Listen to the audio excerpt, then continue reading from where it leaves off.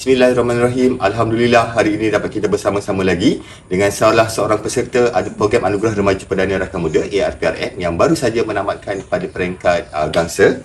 Bersama-sama dengan saya adalah Ainul Najihah binti Ahmad Nizam. Jadi Ainul Najihah, Ainul tahniah diucapkan kerana telah menyempurnakan ARPRM pada peringkat gangsa. So, kalau boleh Ainul ceritakan kepada kita semua apakah yang Ainul lakukan untuk keempat-empat komponen ARPRM secara ringkas. Okey, ARPRM kita ada 4 komponen. Komponen yang pertama adalah khidmat masyarakat. Saya menyertai sukarelawan. Yang kedua kita ada kemahiran. Saya ambil kemahiran reka bentuk grafik digital. Yang ketiga rekreasi fizikal. Saya ambil sukan bola jaring.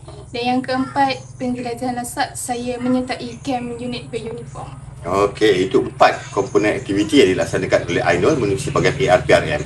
Menerusi komponen kesukarelaan kan, apa yang kita dapat belajar daripada aktiviti-aktiviti kesukarelaan? Okey, apa yang saya dapat belajar adalah saya dapat membantu orang-orang yang terdekat. Contohnya saya membantu guru di sekolah, saya membantu rakan-rakan ketika rakan-rakan membuat majlis di rumah ke dan sebagainya.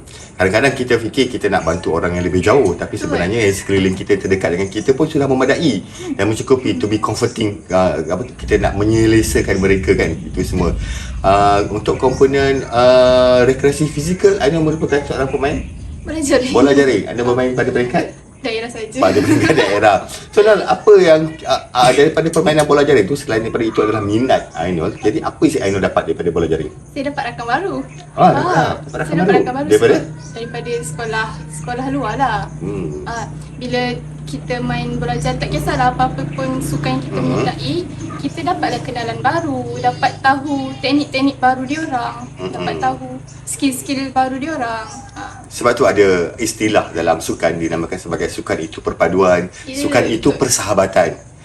Jadi Ainul telah membuktikan bahawa sukan itu juga merupakan satu persahabatan.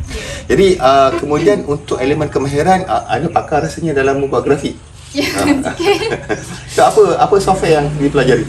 Saya guna software AI dengan Photoshop. Oh, AI dan Photoshop. Jadi Ainul melihat dalam perkembangan sekarang teknologi, kita ada lebih banyak, kita ada Canva lah, kita ada macam-macam lagi kan bagaimana seorang remaja ataupun kita di dunia ni nak adapt dengan perubahan-perubahan teknologi grafik macam ni?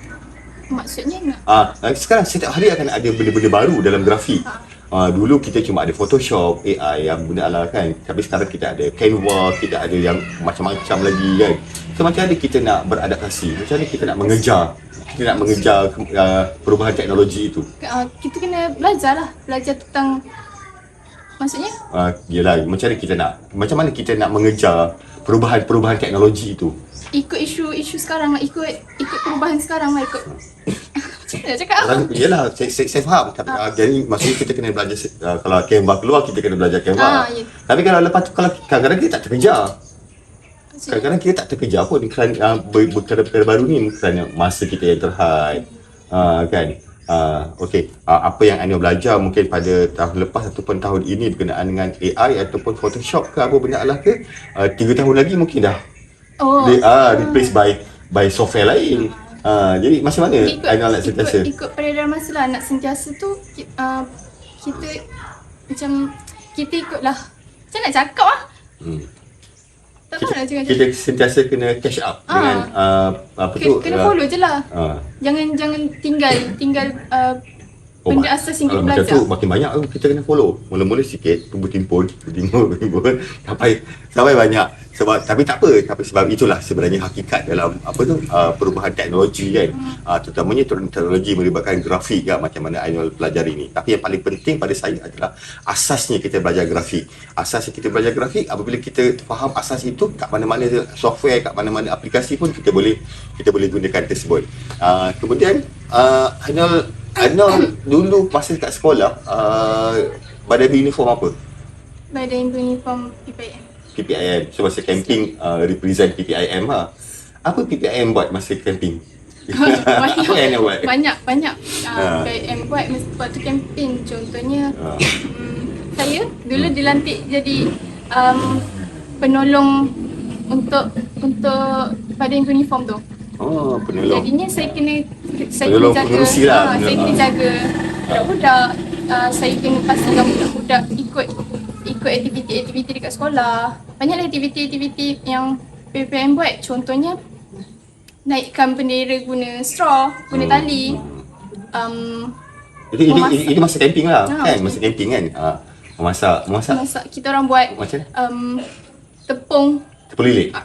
Yes, tepung Perisi lilit. apa? Saya pakar tahu tepung lilik. Guna garam dengan tepung. Oh, Kita kelas saya tu. macam-macam. Ada perisa sunquick, ada perisa rose. Wah. Ya. Ada perisa bunga raya pun boleh buat. Yang biasanya buat time tu, sebab sekarang tu kita guna dapur gas kan.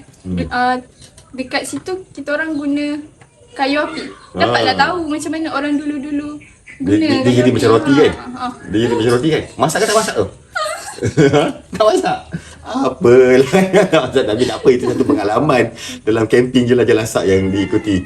So, secara keseluruhannya, apa yang Aina boleh rumuskan setelah sempurna ke semua 4 komponen dalam ARPRM ini? Okay, perkara yang saya dapat rumuskan adalah seronok sebenarnya join ARPRM ni sebab macam-macam aktiviti kita boleh sertai. Macam-macam lah. Kita boleh tolong orang, kita boleh macam-macam lah yang kita dapat.